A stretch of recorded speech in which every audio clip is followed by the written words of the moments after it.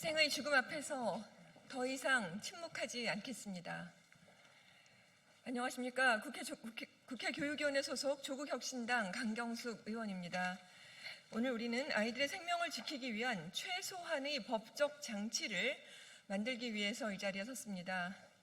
오늘 오신 분들을 소개해드리겠습니다. 전국교직원 노동조합 박영환 위원장님, 전승혁 부위원장님, 김지희 부위원장님, 진수영 참교육실장님, 박형준 전문상담교사 특별위원장님 오셨습니다. 네, 한국학교상담학회 송수정 회장님, 평등교육 실현을 위한 전국학부모회 박은경 대표님 오셨습니다. 김화정 선임연구원님 오셨습니다. 이재명 대통령은 자살은 사회적 재난이라고 했습니다. 최근 5년간 학생 자살은 2019년 140명에서 2024년 221명으로 급증했습니다. 자살은 사회적 재난이기에 이제 모든 기관이 나서야 하지 않겠습니까? 학생의 자해, 자살 또한 학교에서부터 제대로 검토하고 검증되어야 합니다. 현재 교육 현장은 절망의 경고음을 내고 있지만 교육당국의 대책은 미흡하기 짝이 없습니다. 자살한 학생 10명 중 한두 명만 선별해내는 정서행동 특성검사만을 확대하겠다고 합니다. 죽음을 향하는 학생들이 그저 온라인 검사를 향해서만 도와달라고 하는 것은 아닐 겁니다. 기존 교육당국의 준비와 대응은 물론 대책은 실효적이지도 않습니다. 또한 지난 9월 12일 교육부를 포함한 정부 부처 합동으로 국가자살 예방 전략을 발표했지만 교육부 대책은 단 한 장이었습니다. 학교의 학생들을 살릴 구체적인 대안이 충분히 보이지 않습니다. 현재 학생의 생명은 시도교육청 수준의 학교 위기 관리 가이드라인이라는 매뉴얼에 매달려 있습니다.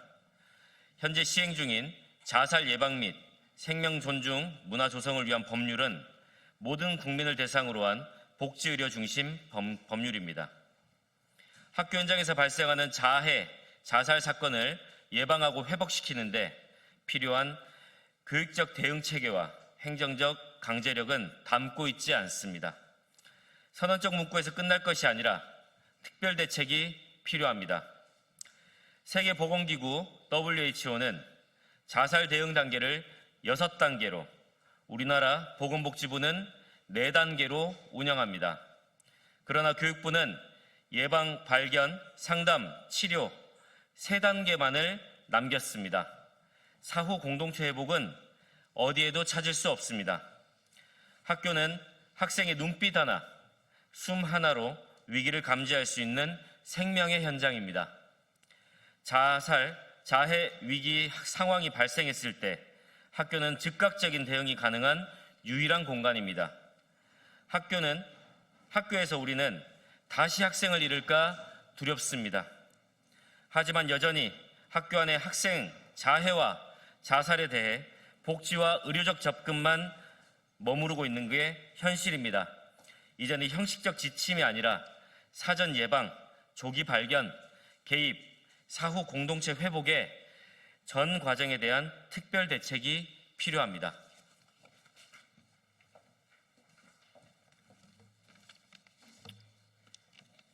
이제 학교가 생명보호의 1차 안전망으로 기능할 수 있도록 교육부와 교육청이 중심에 서야 합니다.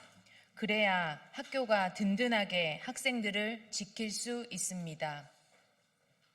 이를 위한 학생 자해 자살 예방 특별 대책이 시급합니다. 우리 교육은 2004년 한 중학생의 안타까운 학교폭력 사망 사건을 계기로 학교폭력 예방 및 대책에 관한 법률을 제정한 경험이 있습니다. 그때처럼 학생 자살 문제도 더 이상 개인의 불행으로만 볼 것이 아니라 사회와 국가가 함께 책임져야 할 구조적 문제로 인식해야 합니다. 지금 필요한 것은 단순한 지침이나 일회성 대책이 아니라 학교 현장에서 즉각적으로 작동할 수 있는 실질적 대응 체계입니다. 그 과정에서 향후 가칭, 학생 자살자해 예방 특별법 제정까지도 검토되어야 할 것입니다. 이는 생명을 지키는 법적 기반을 마련하는 일이며 아이들을 위해 국가가 할 수 있는 최소한의 약속이 될 것입니다. 우선 학생 위기감지 시 즉각 개입할 수 있는 행정적 권한을 학교장과 교육감에게 부여해야 합니다. 또한 모든 학생이 전문 상담을 보장받을 수 있도록 학급수에 연동된 전문 상담 교사 배치를 의무화해야 합니다. 정말 괜찮지 않을 때 도와달라라고 말할 용기가 나지 않는 학생에게 먼저 손 내밀어주고 원할 때 언제든 상담을 받을 수 있는 학교가 되어야 합니다. 또한 비극이 발생했을 때 교사와 학생 모두를 보호할 수 있는 사후 공동체 회복 프로그램도 구축해야 합니다. 자살을 방치하면서 생명 존중 교육을 논하는 것은 교육의 모순입니다. 교육부와 교육청은 생명을 지키는 일의 최전선에 서야 합니다. 학교가 아이를 지킬 수 있도록 제도로 보호막을 세워주는 것, 그것이 국가의 책임입니다.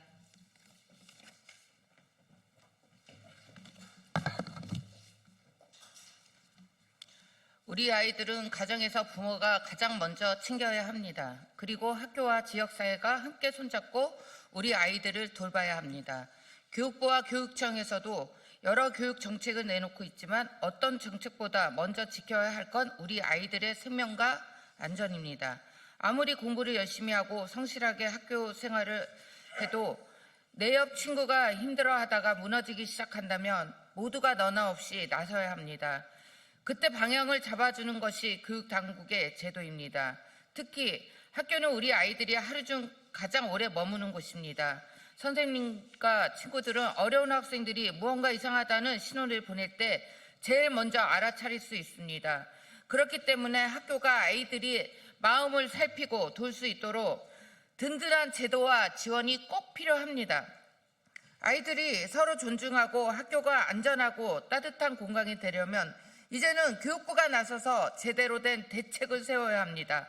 학생의 생명과 존엄을 지키는 일은 교육의 시작이다 끝입니다.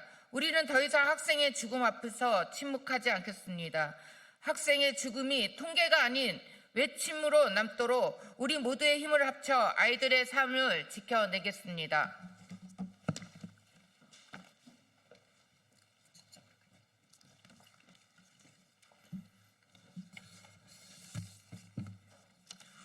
이제 다음과 같은 것들을 보다 적극 포함시켜야 합니다.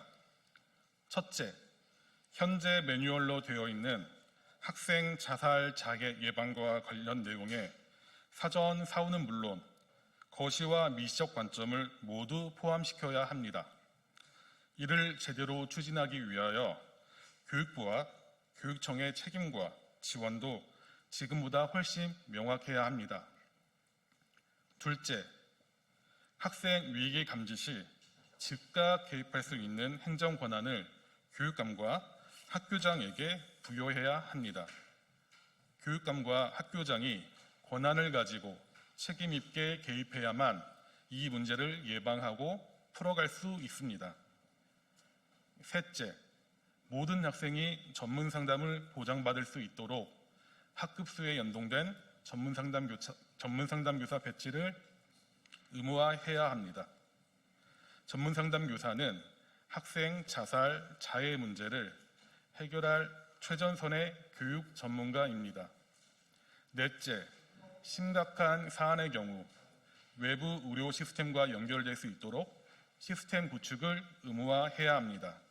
학생 자살, 자해와 연결된 의료와 복지 연결은 필수적입니다. 다섯째, 비극 발생 시 학생과 교사 모두를 보호하는 학교형 사후 개입 및 공동체 회복 체계 구축을 의무화해야 합니다. 현재는 학교의 사후 개입이 매우 소극적이고 부정적으로 되어 있고 공동체를 회복하기는커녕 공동체를 해체시키고 있다고 해도 과언이 아닙니다. 여섯째, 심리 부검 결과를 정기적으로 수집, 분석하여 교육부의 사후 관리 체계의 데이터로 통합하고 이를 근거로 학교 단위의 예방, 개입, 사후 관리 매뉴얼을 지속적으로 보완해야 합니다.